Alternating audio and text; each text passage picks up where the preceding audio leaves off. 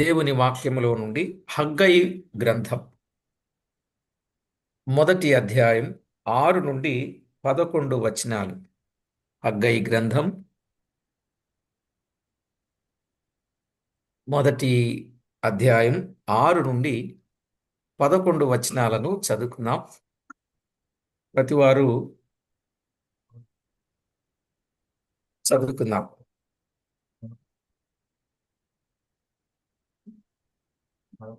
మీరు విస్తారముగా విత్తినను మీకు కొంచెమే పండెను. మీరు భోజనము చేయుచున్నను ఆకలి తీరకయున్నది. పానము చేయుచున్నాను దాహము తీరకయున్నది. బట్టలు కప్పుకొనుచున్నాను చలి ఆగకున్నది.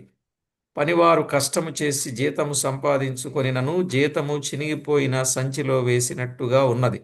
7వ వచనం. కాగా సైన్యములకు అధిపతియగు యెహోవా సెలవిచ్చినదేమనగా, మీ ప్రవర్తనను గూర్చి ఆలోచించుకొనుడి. 8వ వచనం.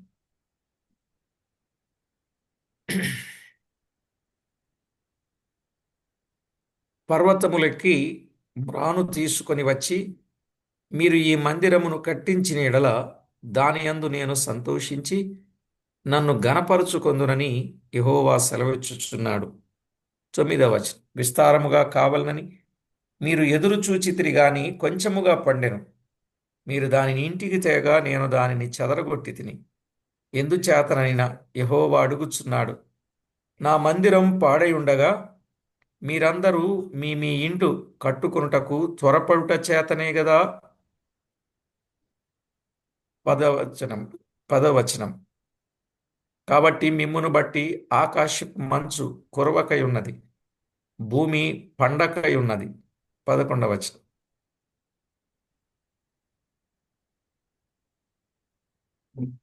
11వ వచనం. నేను భూమికిని పర్వతములకును అనావృష్టి కలుగజేసి ధాన్యము విషయములోను ద్రాక్షారసము విషయములోను తైలము విషయములోను భూమి ఫలించు సమస్త విషయములోను మనుషుల విషయములోను పశువుల విషయములోను చేతి పనులన్నిటి విషయములోను క్షామము పుట్టించి ఉన్నాను. చదవబడిన ఈ లేఖనం కొరకై ప్రార్థన చేసి వాక్యాన్ని ధ్యానం చేసుకుందాం. ప్రార్థన చేద్దాం. కృపా కనికరములు కలిగిన మా దేవ, కరుణా వాత్సల్యములు కలిగిన మా ప్రియ ప్రభువా, మహోన్నతుడా, మహిమోన్నతుడా, మహిమా ప్రభావములకు అర్హుడా, సాటిలేని దేవా, సర్వశక్తి సంపన్నుడా, శ్రీమంతుడా, మీ గణనామానికి స్తోత్రం. చదివిన లేఖన భాగమును దీవించి మా అందరితో తేటగా సూటిగా స్పష్టంగా మాట్లాడి మీరే మహిమ ఘనత ప్రభావములను ఆరోపించుకుంటారని కోరుచూ ఉన్నాం. తోడయుండి చేస్తున్న ప్రతి ఉపకార మహోపకారములన్నింటిని బట్టి మిమ్మల్ని ఎంతో స్తుతిస్తూ అన్ని విషయాల్లోనూ ఆదుకొమ్మని ప్రార్థన చేస్తూ మా ప్రాణనాథుడు ప్రియుడైన యేసు క్రీస్తు అమూల్యమైన నామమున ప్రార్థించి వినయులమై వేడుచున్నాము తండ్రి. ఆమేన్. ప్రభునందు ప్రియులారా, చదువుకున్న ఈ వచన భాగాలలో కొంత వాక్యాన్ని మనం విన్నాం. కొంత వాక్యాన్ని మనం విన్నాం. 5లో చివరిలో మీ ప్రవర్తనను గూర్చి ఆలోచించుకొనుడి. అలాగే 7వ వచనములో మీ ప్రవర్తనను గూర్చి ఆలోచించుకొనుడి. ప్రవర్తనను గూర్చి గ్రంథములో దాదాపు 5 పర్యాయాలు వ్రాయబడినట్లు మనం వింటూ వచ్చాం. మీరు విస్తారంగా విత్తినను కొంచెమే పండుతుంది, భోజనం చేసినా ఆకలి తీరకుంది, పానం చేసినా దాహం తీరక ఉంది, బట్టలు కప్పుకొనినా చలి తగ్గక ఉంది, కష్టం చేసి జీతం తెచ్చినా చినిగిపోయిన సంచిలో వేసినట్టుంది, పంట ఇంటికి వస్తుంది కానీ అది చెదరగొట్టబడుతుంది, ఆకాశపు మంచు పడక ఉన్నది, భూమి పండక ఉన్నది అని చెప్తూ వచ్చాడు. వారి ప్రవర్తనను బట్టే నష్టం కలిగింది అని, క్షామము కూడా వచ్చిందని మనము చూచాం. కనుక ప్రవర్తన సరిగా ఉండాలి. ఎలాంటి ప్రవర్తనగా ఉండాలి? నీతి ప్రవర్తనగా ఉండాలని, యోగ్యమైన ప్రవర్తనగా ఉండాలని, మంచి ప్రవర్తన ఉండాలని, యుక్త ప్రవర్తన ఉండాలని కదా, పవిత్ర ప్రవర్తన కలిగి ఉండాలని మనము వింటూ వచ్చాం.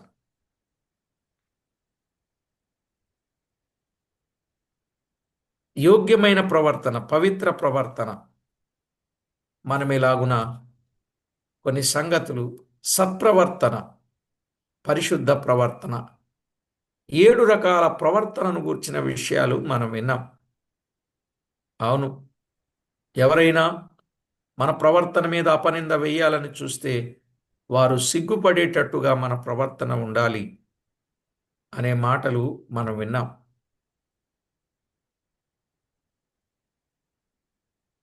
7 విధములైన ప్రవర్తనకు 7 విధములైన మంచి ఫలాలున్నాయి.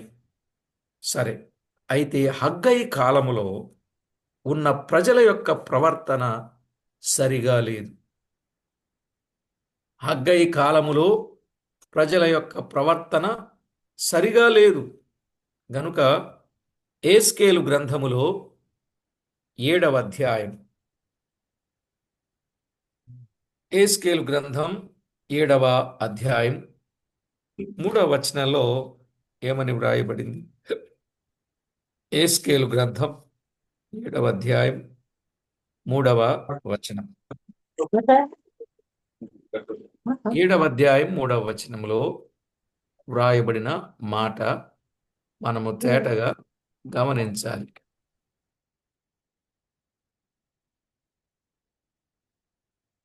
పరిశుద్ధ గ్రంథమైన బైబిల్ నుండి ఏస్కేలు గ్రంథం 7వ అధ్యాయం 3వ వచనంలో, నా కోపము నీ మీద తెప్పించు నీ ప్రవర్తనను బట్టి నీకు తీర్పు తీర్చి నీవు చేసిన సమస్త హేయ కృత్యములను ఫలము నీ మీదికి రప్పించుచున్నాను అన్నాడు. నీ ప్రవర్తనను బట్టి నీకు తీర్పు తీర్చి అనే మాట చెప్పాడు.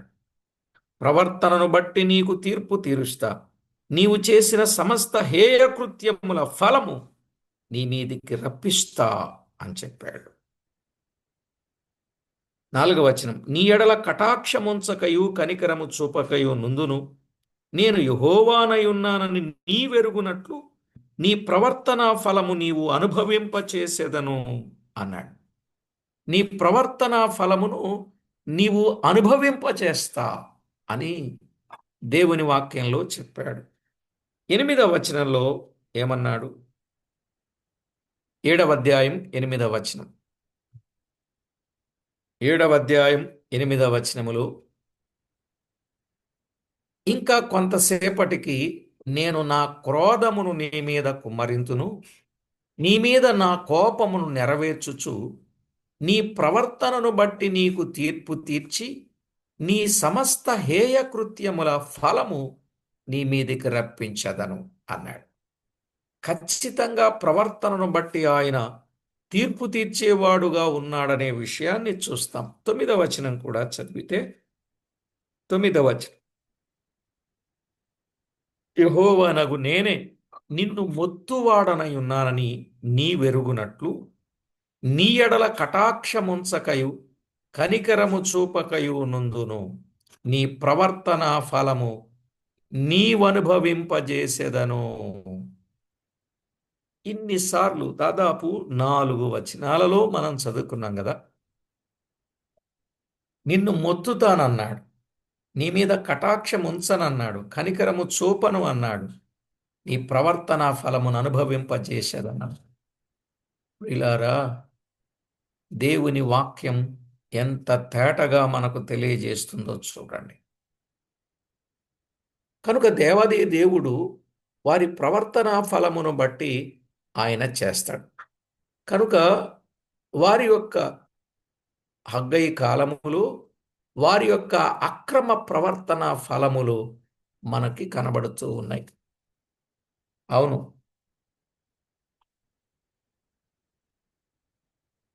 7 విధములుగా 14 విధములుగా నష్టము వారి మీదికి వచ్చింది అంటే వారు చేసుకున్న దానిని బట్టే వారికి వచ్చింది, వారి ప్రవర్తనా ఫలం అన్నాడు. ఇక 9వ వచనములో హగ్గయి గ్రంథం 1వ అధ్యాయం 9వ వచనాన్ని చదువుకుంటే ఏమన్నాడు అక్కడ? హగ్గయి గ్రంథం 1వ అధ్యాయం 9వ వచనాన్ని చదివినట్లయితే,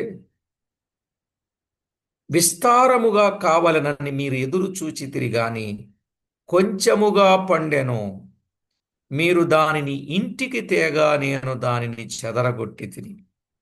ఎందుచేతననిన ఏమన్నాడు? ఎందుచేతననిన. ఎందుచేతనంటే,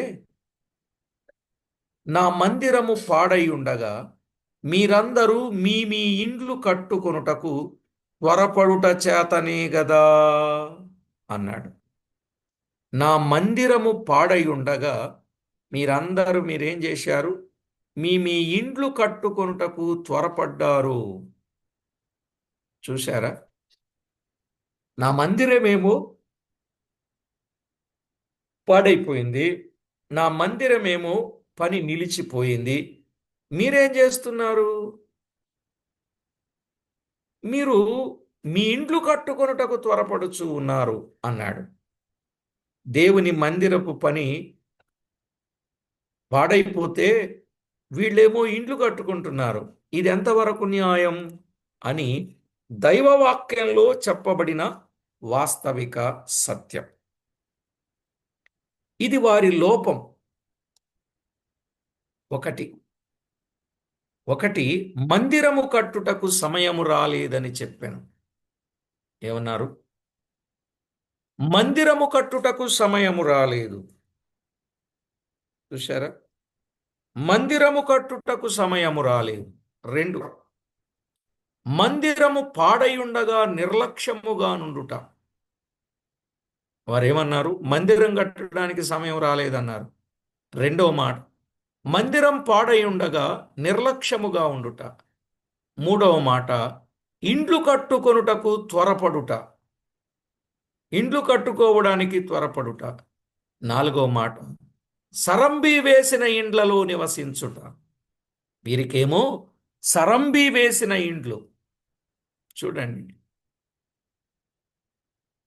ఇలాంటి లోపములే 7 విధముల నష్టములకు, దాని ఫలితం కరువుకు కారణమైంది.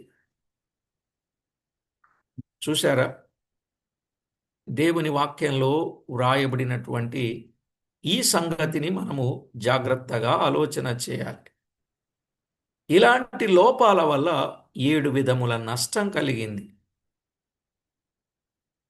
దైవ కార్యముల యందు మనం ఎప్పుడు కూడా శ్రద్ధ కలిగి ఉండాలి. దైవ కార్యముల యందు శ్రద్ధ కలిగి ఉండాలి. దైవజనుడైన పౌలు విచారముతో ఫిలిప్పీలకు వ్రాస్తూ ఒక మాట అన్నాడు. 2వ అధ్యాయం 21వ వచనం ఫిలిప్పీ పత్రికలో, అందరూ తమ సొంత కార్యములనే చూచుకొనుచున్నారు గాని యేసుక్రీస్తు కార్యములను చూడరు అంటున్నాడు. వారు చేసిన పని కూడా అదే. మందిరం పాడై ఉంటే సరంబి వేసిన ఇండ్లు వారి కొరకు కట్టుకున్నారంటే ఇప్పుడు దేవుణ్ణి ప్రేమించిన వారా, లేక తమ్మును తాము ప్రేమించుకున్నవారా? తమ్మును తాము ప్రేమించుకున్నారే గాని దేవుణ్ణి ప్రేమించిన వారు కారు అన్న భావం అక్కడ కనపడుతుంది. సొంత కార్యాలనే చూచుకొనుచున్నారు గాని యేసుక్రీస్తు కార్యములను చూడడం లేదని మనకు అర్థమవుతుంది. కనుక దేవుని పిల్లలమైన మనం ప్రభు కార్యాభివృద్ధి అందు ఎప్పటికీ మనము శ్రద్ధ కలిగి ఉండాలి. సొంత కార్యముల యందు కాదు శ్రద్ధ, ప్రభు కార్యాభివృద్ధి యందు శ్రద్ధ మనము చూపాలి. ప్రభు కార్యాభివృద్ధి అందే మనము ఎప్పటికీ శ్రద్ధ నిలిపే వారంగా ఉండాలి. ఈ మాట కొంచెం ఆలోచన చేయండి.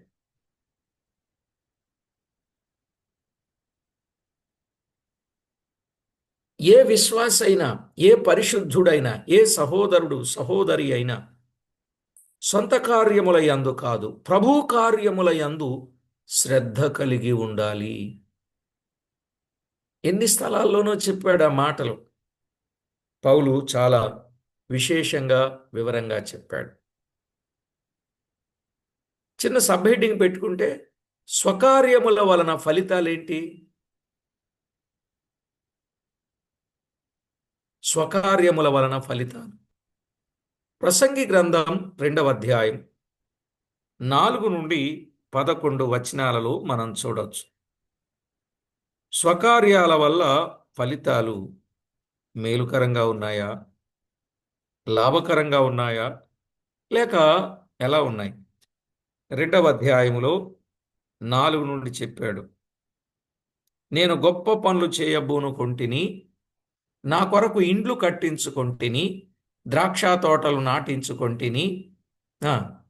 5వ వచనం, నా కొరకు తోటలను శృంగార వనములను వేయించుకొని వాటిలోని సకల విధములైన ఫలవృక్షములను నాటించి తిని. 11వ వచనం వరకు, వృక్షముల నారుమళ్లకు నీరు పారుటకై నేను చెరువులు త్రవ్వించుకొంటిని, పనివారిని పనికత్తెలను సంపాదించుకొంటిని. నా ఇంట పుట్టిన దాసులు నాకుండిరి, యెరూషలేమునందు నాకు ముందుండిన వారందరికంటే ఎక్కువగా పశుల మందలను గొర్రె మేకల మందలను బహువిస్తారముగా సంపాదించుకొంటిని. నా కొరకు నేను వెండి బంగారములను రాజులు సంపాదించు సంపదను ఆయా దేశములలో దొరకు సంపదను కూర్చుకొంటిని. నేను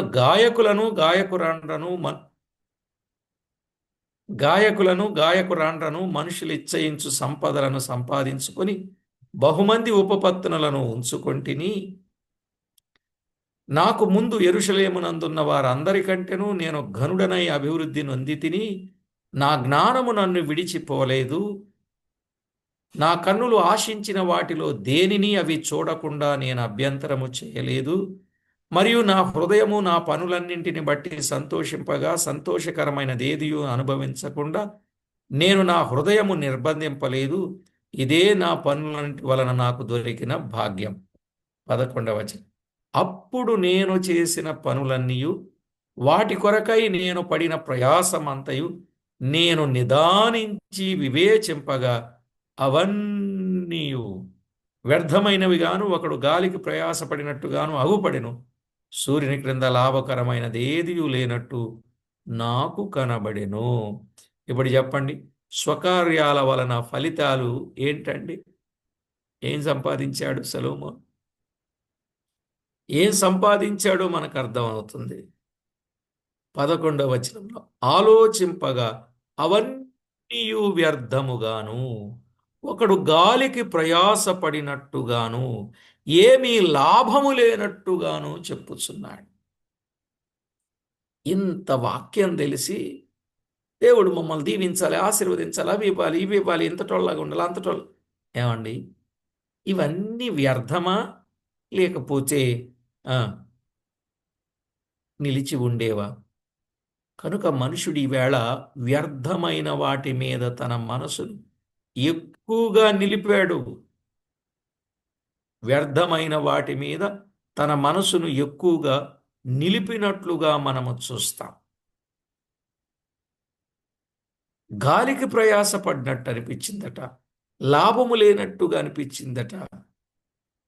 కనుక నా పరిస్థితి ఎలా ఉందో మనం పరీక్ష చేసుకోవాలి. వ్యర్థమైన వాటి కొరకు ప్రాకులాడుచున్నారా?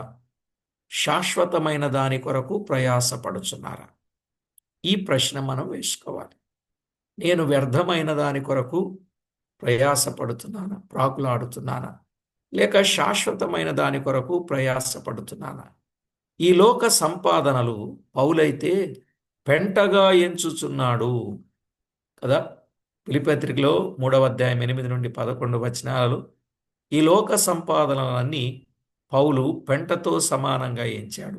అయితే ప్రభు నిమిత్తమైన ప్రయాస నిష్ప్రయోజనమైనది కాదని వ్యర్థము కాదని పౌలు చెప్పాడు. ఫిలిప్పీ పత్రిక 2వ అధ్యాయం 16వ వచనములో ఎలాగున ప్రయాసపడ్డాడో ఆ సంగతి చెప్పాడు. ఫిలిప్పీ పత్రిక 2వ అధ్యాయం 16వ వచనం. జీవవాక్యమును చేతబట్టుకొని లోకములో జ్యోతుల్లాగా కనబడాలని ఎంతో ప్రయాసపడిన సందర్భాన్ని మనం చూస్తాం.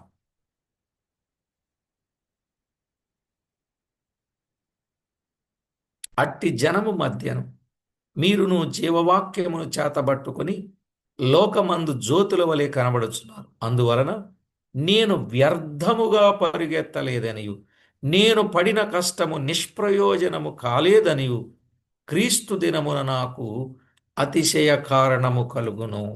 ఇదేనండి ప్రయాస నాది. ఈ వచనం నా కోసమే దేవుడు రాయించాడు అనుకుంటాను నేను. జీవవాక్యమును చేతబట్టుకుని లోకములో జ్యోతుల్లా కనబడుతూ వ్యర్థముగా పరిగెత్తలేదు. నేను పడిన కష్టము నిష్ప్రయోజనము కాదు. క్రీస్తు దినమునది నాకు అతిశయ కారణమవుతుంది. నిజంగా చాలా ఓపిక లేని సందర్భాల్లో కూడా పరుగు పెట్టి పనిచేసిన సందర్భం. నన్ను కొంతమంది ఎందుకు అంత ఓరక, కొంచెం రెస్ట్ తీసుకోవచ్చు కదా, ఎందుకు ఇప్పుడే పనిచేసి వచ్చి మళ్ళీ వెంటనేనా? ఈరోజు కూడా మా వాళ్ళందరూ అన్నారు, కొంచెం రెస్ట్గా వేరే వాళ్ళకి అప్పగించండి, ఇప్పుడు దాకా పనిచేసి వచ్చారు కదా అన్నారు. కానీ నా మనసు అలా ఉండదు. పని చేయాల, పరుగెత్తాల. రేపు నేను పడిన ప్రయాసకు ఫలితాన్ని క్రీస్తు దినమున నేను పొందాల. ఈ ఆశతో అందరూ పనిచేస్తే, ఈ ఆశతో అందరూ సహకరిస్తే, ఈ ఆశతో అందరూ ప్రేరేపింపబడి ప్రభు పని కొరకై సిద్ధపడితే ఎంత పనైనా మనం చేయొచ్చు కదా. కొరింథీయులకు రాసిన మొదటి పత్రికలో 15వ అధ్యాయం 58వ వచనంలో ఒక మాట చెప్పాడు. కొరింథీయులకు రాసిన మొదటి పత్రిక 15వ అధ్యాయం 58వ వచనం. కాగా నా ప్రియ సహోదరులారా, మీ ప్రయాసం ప్రభువునందు వ్యర్థము కాదని ఎరిగి, సొంతానికి స్వకర్యానికి ప్రయాసపడిన సలోమోను అని చెప్పాడు, అంత వ్యర్థం వ్యర్థం అన్నాడు. కానీ ప్రభువునందు ప్రయాస వ్యర్థం కాదు. స్థిరులను కదలని వారును ప్రభు కార్యాభివృద్ధి అందు ఎప్పటికి ఆసక్తులునై ఉండుడి. ఎప్పటికీ మనం చూపాల్సిన ఆసక్తి ప్రభు కార్యము కొరకు, ప్రభు కార్యాభివృద్ధి అందు ఎప్పటికి మనం ఎలా ఉండాలి? ఆసక్తులునై ఉండాలి. మన ప్రయాసం ప్రభువునందు వ్యర్థము కాదు, నిష్ప్రయోజనము కాదు. ఎందుకంటే అది శాశ్వతమైన బహుమానముతో కూడినది. చెప్పండి, ప్రభువునందు ప్రయాస అది శాశ్వతమైన బహుమానముతో కూడింది. దాని కొరకు ప్రయాసపడాలి. తెస్సలోనికలకు రాసిన మొదటి పత్రిక 19వ అధ్యాయం, మొదటి అధ్యాయం 19-20 వచనాలు. తెస్సలోనికలకు రాసిన మొదటి పత్రిక 2వ అధ్యాయం 2వ అధ్యాయం 19-20 వచనాలలో మనకేమున్నది చెప్పాడు. ఎలయనగా మా నిరీక్షణ అయినను ఆనందమైనను అతిశయమైనను ఏది? మన ప్రభు అయిన యేసు యొక్క రాకడ సమయమున ఆయన ఎదుట మీరే గదా. నిశ్చయముగా మీరే మా మహిమయు ఆనందమునై ఉన్నారు. రేపు శాశ్వతమైన బహుమానంగా దేవుడు మనకు సిద్ధం చేశాడు. ఫిలిప్పీలకు రాసిన పత్రికలో 4వ అధ్యాయం, ఫిలిప్పీలకు రాసిన పత్రికలో 4వ అధ్యాయం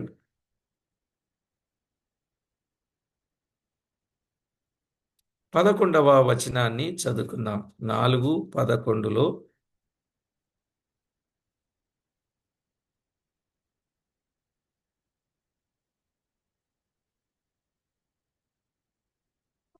నాకు కొదువ కలిగి ఉన్నందున నేను ఇలాగ చెప్పట్లేదు, నేనే స్థితిలో ఉన్నాను ఆ స్థితిలో సంతృప్తి కలిగి ఉండ నేర్చుకొని ఉన్నాను అన్నాడు. ఈ మాట ముందు చెప్పిన మాటకి దగ్గరగా లేనట్టుంటది కానీ మనము జ్ఞాపకం చేసుకున్నట్లయితే అసలు ఏ స్థితిలో ఉన్న సంతృప్తి అనేది అది శాశ్వతమైన బహుమానమే. నా నా దృష్టిలో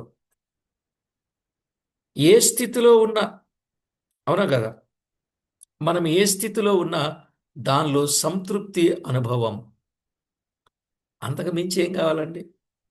మీకు కలిగిన వాటితో తృప్తి పొందియుండుడి అని చెప్పాడు. మనకు సంపన్నమైన స్థితిలో ఉండొచ్చు, కొన్నిసార్లు పేదరికంలో ఉండొచ్చు. ఏ స్థితిలో ఉన్నా సంతృప్తి అనేది ఉందో చూసారా, అది ఎంత గొప్ప బహుమానమో. నిజమే కాదండి? లేదని బాధ, ఉన్నదనే గర్వం, ఇదేం ఉండకూడదు. నాకున్నది కదా అని గర్వం ఉండకూడదు, లేదు అనే నిరుత్సాహం, బాధ ఉండకూడదు. మనం ఏ స్థితిలో ఉన్నా అందులో మనం ఏం నేర్చుకోవాలి? సంతృప్తి. కానీ కొందరు వాళ్ళలాగా లేను, వీళ్ళలాగా లేను, టైం అంతా అయిపోయింది, ఇలా చేసుంటే బాగుండేది, అలా చేసుంటే బాగుండేది, ఇది చేసుంటే, అది చేసుంటే, ఎన్నెన్నో చేసుంటే, ఏవేవో చేసుంటే, ఇట్లా మాట్లాడుతూ ఉంటారండి. నిజమా కాదా? దేవుడు మనలను ఏ స్థితిలో ఉంచాడో ఆ స్థితిలో మనం ఏం నేర్చుకోవాలి? సంతృప్తిని నేర్చుకుని అనుభవాన్ని మనము కలిగిన వారంగా ఉండాలి. రైట్. పేతురు రాసిన మొదటి పత్రికలో 5వ అధ్యాయం 4వ వచనం. పేతురు రాసిన మొదటి పత్రిక 5వ అధ్యాయం 4వ వచనం. ప్రభువునందు ప్రయాసపడే వారికి తగిన బహుమతి, అది శాశ్వతమైన బహుమానం. ప్రధాన కాపరి ప్రత్యక్షమైనప్పుడు మీరు వాడబారని మహిమ కిరీటము పొందుదురు అన్నాడు. ఎంత గొప్ప మాట! వాడబారని మహిమ కిరీటము పొంది ఒక ధన్యత దేవుడు మనకిస్తాడు. ప్రకటన గ్రంథం 2వ అధ్యాయం 10వ వచనం. ప్రకటన గ్రంథం 2వ అధ్యాయం 10వ వచనములో చెప్పబడిన మాట ఏమన్నాడు? 2:10లో,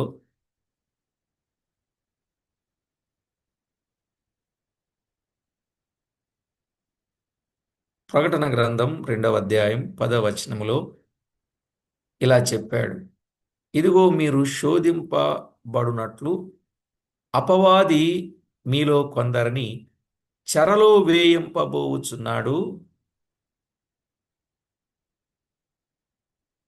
అది మీరు జయించినప్పుడు మీకేం కలుగుద్దో అని చెప్పాడు.